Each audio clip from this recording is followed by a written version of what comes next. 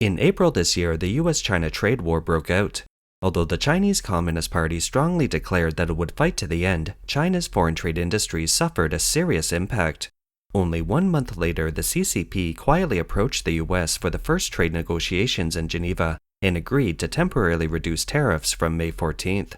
The US reduced the additional tariffs from 145% to 30%, and the CCP also simultaneously lowered its retaliatory tariffs against the US. Although this progress exceeded outside expectations, China's foreign trade practitioners can't even smile. 你们疯了吧? Are you crazy? Such sayings like that factory orders will improve when tariffs are cancelled, that wages will go up, and that a better time for workers is coming. Don't listen to their nonsense. I, Brother Shin, am saying my piece here today. Your company will pay the same amount of money as before. It cannot be lower than that. Raising wages is a dream. Factory orders are unlikely to increase significantly. The fundamental reason is that in recent years, ordinary manufacturing orders have gone to Southeast Asian countries such as India and Vietnam, because their labor force is cheaper. 原本以为关税大战告一段落以后啊， I originally thought that after the tariff war came to an end, there would be more orders. However, more than half a month has passed and there has been no obvious improvement in orders. What is the reason for this? Some time ago, I often saw on TikTok that there were no stocks on the shelves of malls in the US, and many people were frantically rushing to buy and hoard goods. So after the tariffs are lowered, buyers should replenish their stocks, right? We should get more orders, right? So far, our factory has not really felt this way. What is the reason? Could it be that we haven't agreed on the price with the foreigners yet? Or should we be entering the off-season at this point? 中美关税战暂缓之后， After the tariff war between China and the US was temporarily suspended, the market conditions did not recover as everyone assumed. I think there are several reasons for this. First, during the period of high tariffs, many American customers have found supply chains in other countries and regions as alternatives, and orders have already been placed. We ourselves have American customers who told us that our orders have been placed with new Canadian suppliers. Second, although the tariffs have been reduced now, Trump is still the president of the US. He might just send out a tweet one day and raise the tariffs again.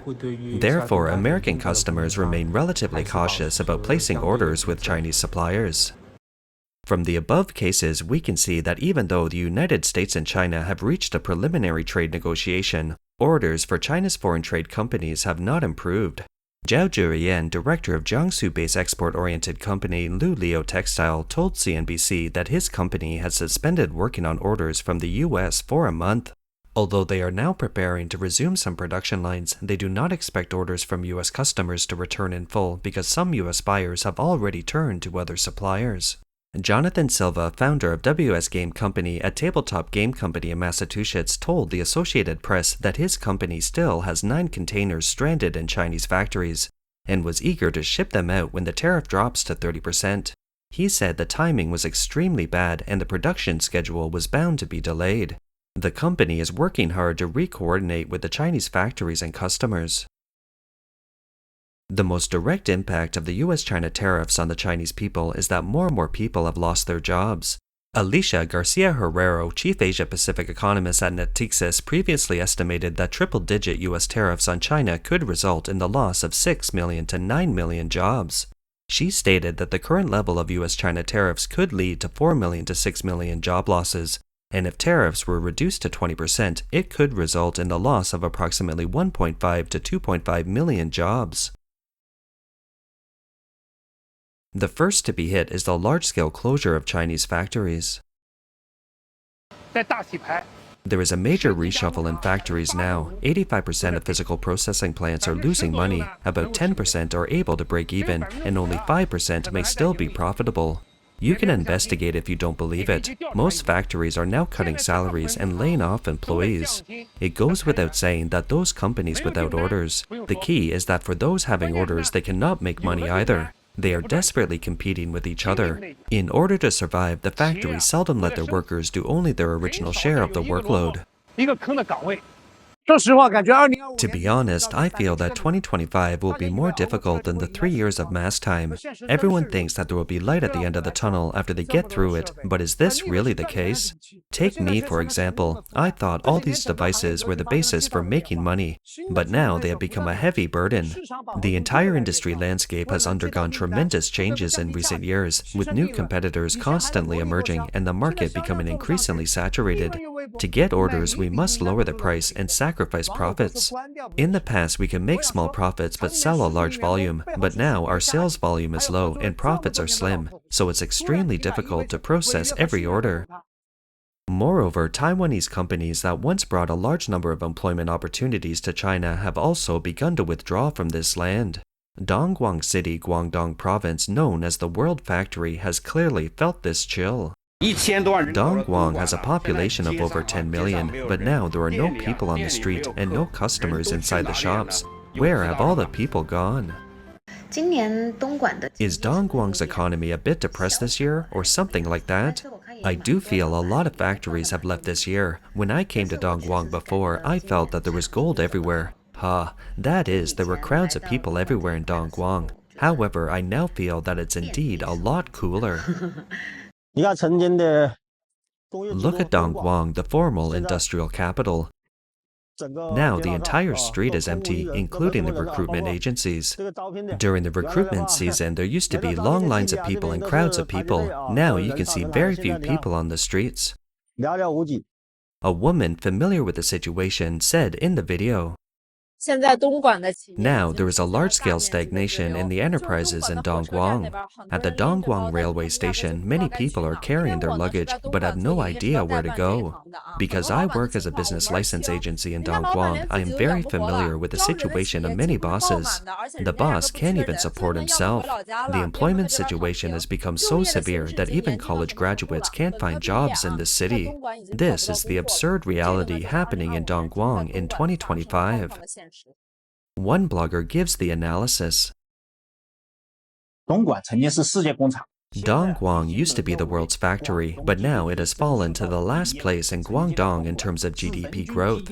Dongguan in the past, a wealthy city with a per capita GDP second only to Shenzhen, also a world-renowned concentration of OEM factories, had a large number of OEM factories. Why has this place been in such a slump in recent years? In addition, many factories have left Dongguan, causing many industrial parks and streets to become desolate. The first is external reasons, as our current foreign trade exports are blocked. Dongguan is a city heavily dependent on foreign trade, with foreign trade exports accounting for 80% of Dongguan's GDP. There are several major manufacturing clusters in southern China, among which Dongguan is one, and Kunshan in Zhejiang Province is another. This place in particular was once home to a large number of Taiwanese investors, and now the city is facing the same crisis. Kunshan may be in a more miserable situation than Dongguan in the future. Although it was once a barometer of China's economy, Kunshan is now facing the challenges of industrial transformation. The relocation of large-scale intensive factories has caused the city's industrial chain to collapse rapidly, and its economy has fallen into a trough.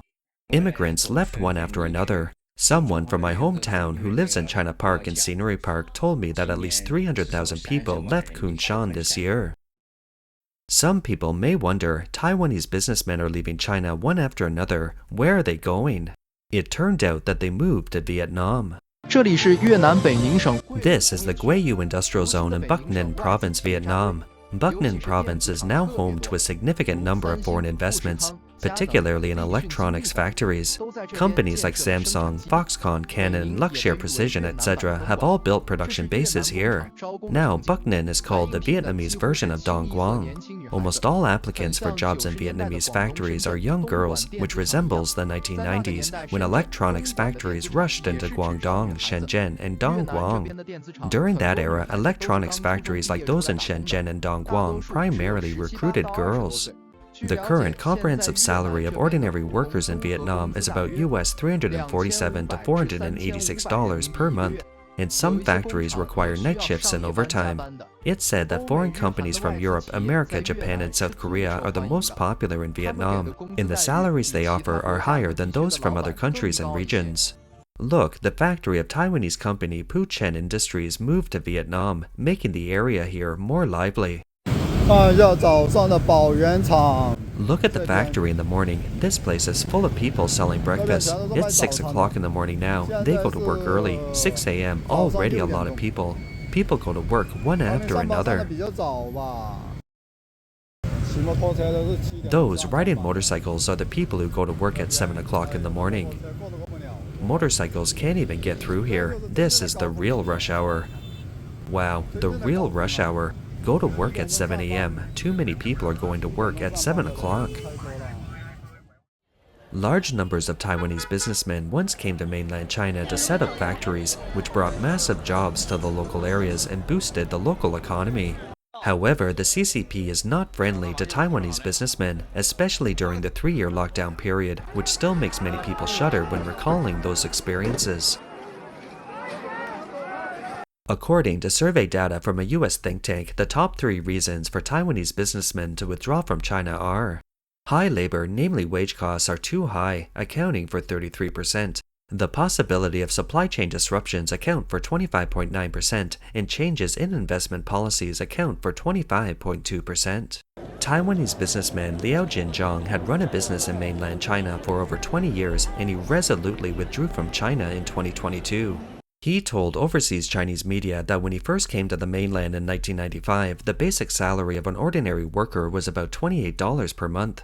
If a worker worked overtime every day, earning $42 to $56 a month was considered a lot, because at that time the monthly salary in mainland China was only $11.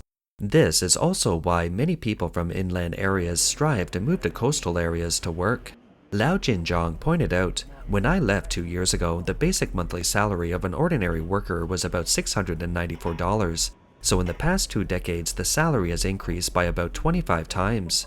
However, it's said that many workers still cannot support their families. Why? Because all the money they earned was eaten up by Xi Jinping's inflation." He also expressed his confusion about the Chinese Communist Party leader.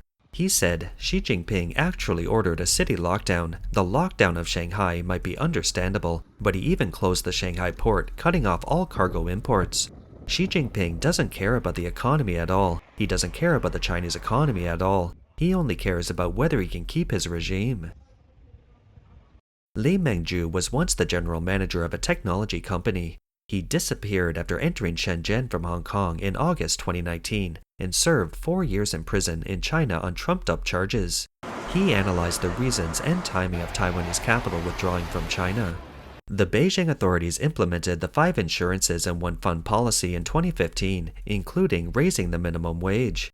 Many traditional industries in Dongguan moved to Vietnam or other Southeast Asian countries at that time.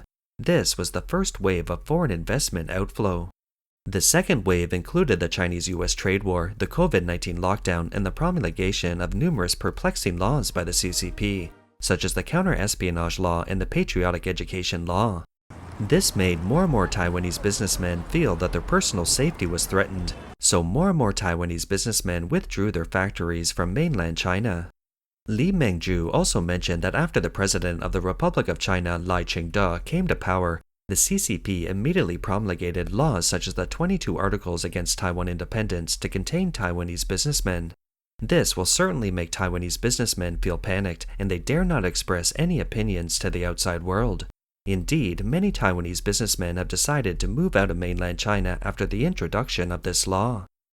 It can be seen from this that the arrival of Taiwanese businessmen and foreign capital has greatly promoted the development of China's economy. However, the arrogant CCP has repeatedly tightened its policies towards Taiwanese businessmen. Coupled with the city lockdown and the strict ideological monitoring, these have scared away Taiwanese businessmen, which has led to a further deterioration of China's economy. That is to say, the CCP not only shot itself in the foot, but also took away the bulls of the Chinese people. That's all for today. If you enjoy our content, please give us a thumbs up, subscribe, leave a comment, and share it with a friend. We appreciate your support, and we'll see you next time.